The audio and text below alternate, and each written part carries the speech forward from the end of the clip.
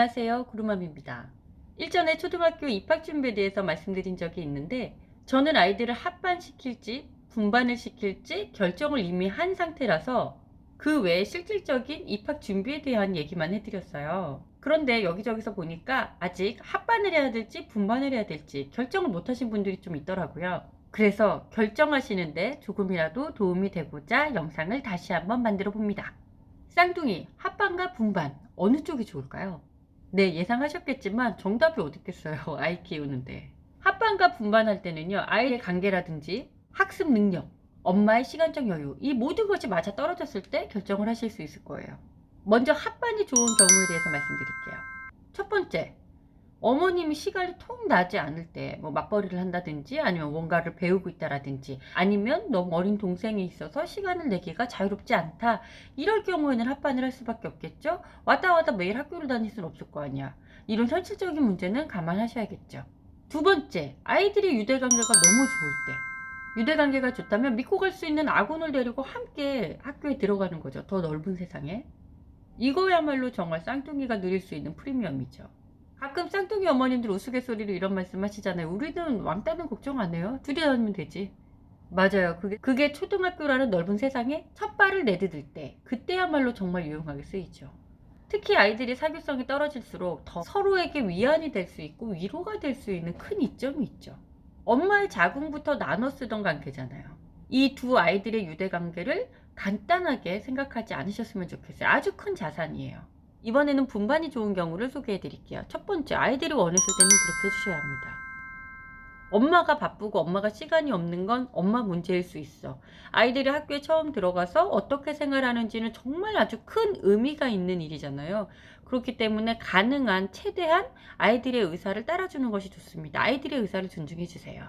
우리 아이들 같은 경우에는 한 명은 분반을 원했고요, 한 명은 합반을 원했어요. 좀 난감한 경우죠. 하지만 계속적인 얘기를 나누고 함께 가고 싶어 하던 아이도 이미 수락을 한 상태예요. 분반을 하기로. 하지만 아이들의 생각은 늘 바뀌기 마련이죠. 학교에 이제 내일 갈 거야, 어떡할래? 그러면 이제 와서 막 합반을 할 거야 라고 할 수도 있기는 한데, 여지는 있습니다만 지금으로서는 분반을 생각하고 있어요. 두 번째, 이 부분도 아주 중요한 부분인데, 학습 능력의 격차가 클수록 분반이 좋습니다. 이건 제 경험에서 기인할 수도 있는데요. 두 아이 중에 한 아이가 유독 학원에 보내달라는 얘기를 했어요. 엄마 이거 배우고 싶어요. 엄마 이거 배우고 싶어요. 그럼 한 아이만 보내는 것이 아니라 두 아이를 보내든지 아니면 나이가 괜찮다면 세 아이를 모두 보냈었단 말이죠. 그럼 이 학원에서 누가 주목을 받고 이 학원에서 누가 가장 즐거울까요? 당연히 소질도 있고 재미도 느껴서 보내달라고 한 아이가 그럴 가능성이 크겠죠.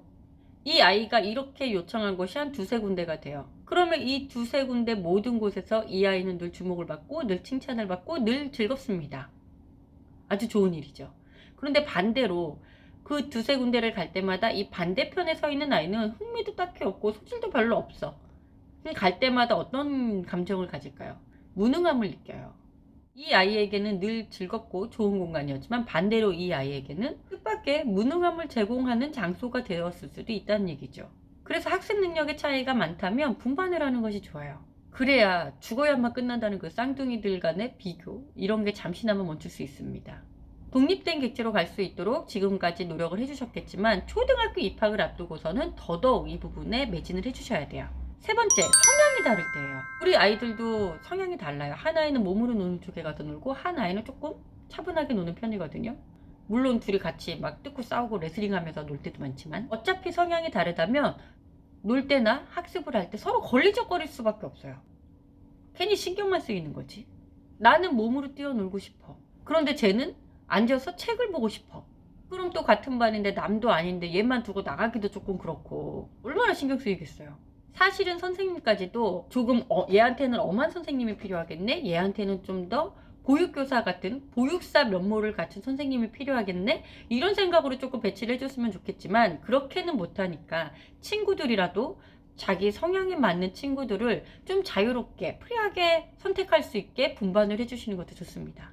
분반으로나마 서로에게서 독립되어서 나만의 사교 범위를 가지고 나아갈 수 있도록 도와주시는 것이 좋습니다. 끝으로 좀 곤란한 상황이 있을 수 있어요. 이 부분은 정말 누구도 도움을 줄 수 없는 정말 부모만 알 수 있는 영역이죠.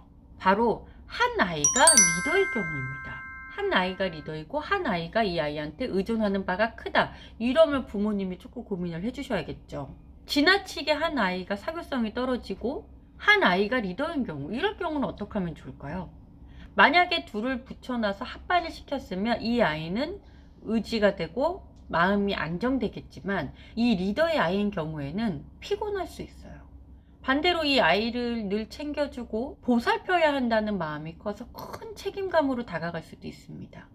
집에서도 엄마가 늘 말할 거 아니야. 네가 얘 좀 잘 데리고 다녀줘. 네가 얘 좀 챙겨줘. 니네는 쌍둥이잖아. 니네는 형제잖아. 이렇게 엄마가 주입을 시키고 있었을 거란 말이죠. 이 엄마의 아무렇지도 않은 당부가 아이에게는 생각보다 큰 짐이 될 수도 있고 생각보다는 감당하기 어려운 책임이 될 수 있다는 생각이 들어요. 하지만 제 아무리 리더격이라고 하더라도 얘보다 조금 나은 거지 아이잖아요.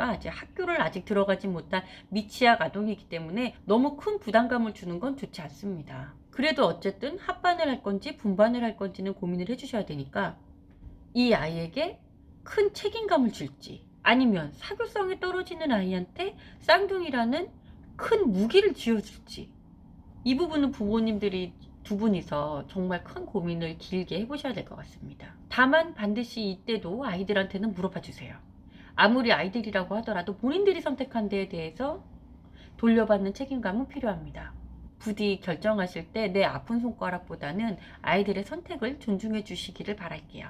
제 영상이 도움이 되셨다면 구독과 공유 부탁드립니다. 육아는 제가 알려드릴게요. 고맙습니다.